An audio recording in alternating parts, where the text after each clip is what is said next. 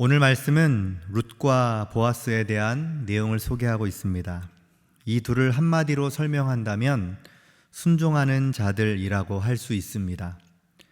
사실 이 두 사람이 중요한 이유는 그들이 살던 시대가 사사시대였기 때문입니다. 사사시대는 어떤 시대인가요? 각자 자기 소견에 옳은 대로 행하던 시대였습니다. 하나님의 말씀과 상관없이 자신의 뜻과 의지와 결단대로 살아가던 시대였습니다. 하나님을 자신들의 왕으로 여기지 않고 우상을 숭배하며 살았던 시대가 사사시대입니다. 하나님의 말씀에 순종하던 사람을 찾는 것이 어려웠던 시대에 하나님께서는 이 두 사람을 세우신 것입니다. 이 시대 속에 룻과 보아스는 보배와도 같은 사람들입니다. 왜냐하면 이들은 하나님 말씀에 온전히 순종하던 사람들이었기 때문입니다.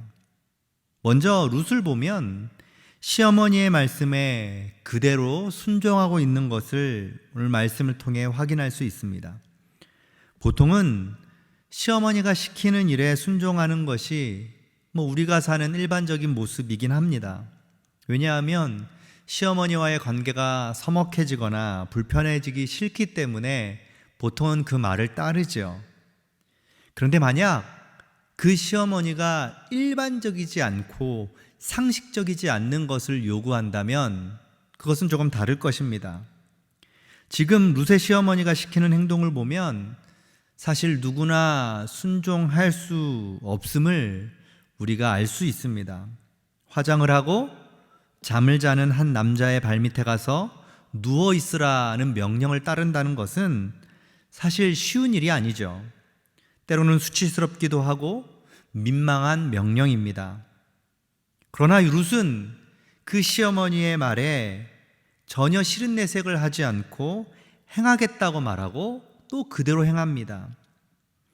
어떻게 룻이 이런 순종의 모습을 보여줄 수 있는 것일까?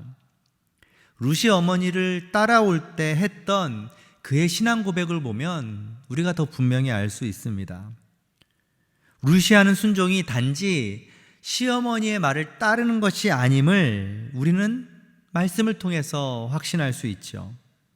룻이 시어머니를 따라가기로 작정하면서 이런 고백을 했습니다. 룻기 1장 16절 말씀이죠. 룻이 이르되 내게 어머니를 떠나며 어머니를 따르지 말고 돌아가라 강권하지 마옵소서. 어머니께서 가시는 곳에 나도 가고 어머니께서 머무시는 곳에서 나도 머물겠나이다. 어머니의 백성이 나의 백성이 되고 어머니의 하나님이 나의 하나님이 되시리니. 아멘. 지금 룻이 하는 순종은 어머니를 위한 것이 아니었습니다. 하나님께 하는 순종임을 우리는 그녀의 고백을 통해서 확인할 수 있습니다. 어머니의 하나님이 나의 하나님이 되겠다는 그녀의 고백으로 인해 어머니와 함께 하시는 그 하나님 앞에 순종하고 있는 것입니다. 사실 나오미의 가정은 어땠죠? 하나님께 온전한 순종을 하지 못했던 가정입니다. 결국 그로 인하여 수많은 문제와 아픔들이 있던 가정이었습니다. 그런데 이방 여인이었던 룻은 오히려 그 가정보다 더 철저히 하나님께 순종하는 삶을 보여줍니다. 나오미의 가정과 대조적이라고 할 수 있죠. 하나님은 그렇게 하나님 앞에 순결한 마음을 가진 룻이라는 여인을 사용하고 계신 것입니다. 그런데 룻만 있는 것은 아니죠. 또 다른 인물이 있습니다. 바로 보아스입니다. 보아스 또한 하나님 앞에 온전히 순종했던 인물입니다. 보아스에게는 기업 물을 자의 책임이라는 것이 있었습니다. 이것은 하나님이 율법을 통해서 제정해 놓으신 제도입니다. 한 가정에 어려움이 있을 때에 기업 물을 자가 도와줌으로 그 가정을 세워주는 책임이죠. 레위기 25장 26절과 33절에서 소개하는 내용인데요. 보아스는 이 기업 물을 자에 대한 책임에 대한 말씀을 알고 있었습니다. 하지만 보아스가 선뜻 나서지 않았던 것은 자기보다 더 가까운 친족 중에 기업 물을 자가 있었기 때문에 사실 먼저 나서진 않았던 것입니다. 그런데 보아스가 이런 고백을 하죠. 만약 그 가까운 사람이 그 기업 무르는 것을 이행하지 않는다면 본인이 하겠다라는 약속을 합니다. 보아스는 하나님이 하신 그 레위기 말씀 앞에 그냥 지나칠 수 없었습니다. 그것이 남의 시선이 있고 어려운 일일 수 있지만 기꺼이 감당하겠다는 마음이 있었던 것은 바로 하나님 말씀 앞에 순종하는 마음이 있었기 때문입니다. 기업 물음을 지키는 자에게는 분명히 손해보는 것이 있습니다. 자신의 것을 떼어 주어야 하기 때문이죠. 그럼에도 불구하고 보아스는 하나님 말씀 앞에 순종합니다.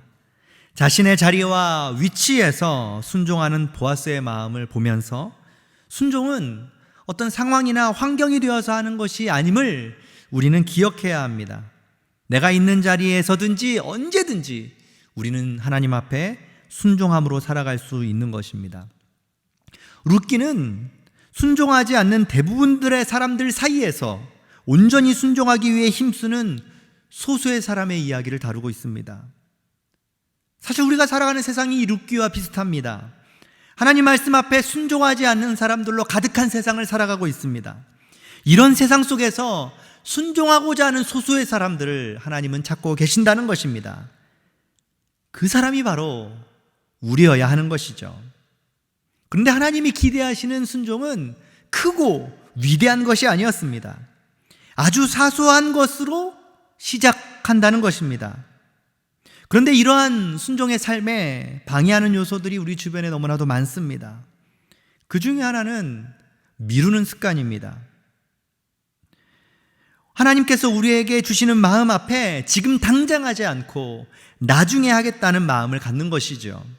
나중에 할 것 같지만 막상 바쁘게 살다 보면 잊어버리거나 놓치는 경우가 허다합니다. 그러기에 우리는 하나님이 우리에게 그 마음을 주신다면 지금 당장 하는 삶이 필요한 것입니다.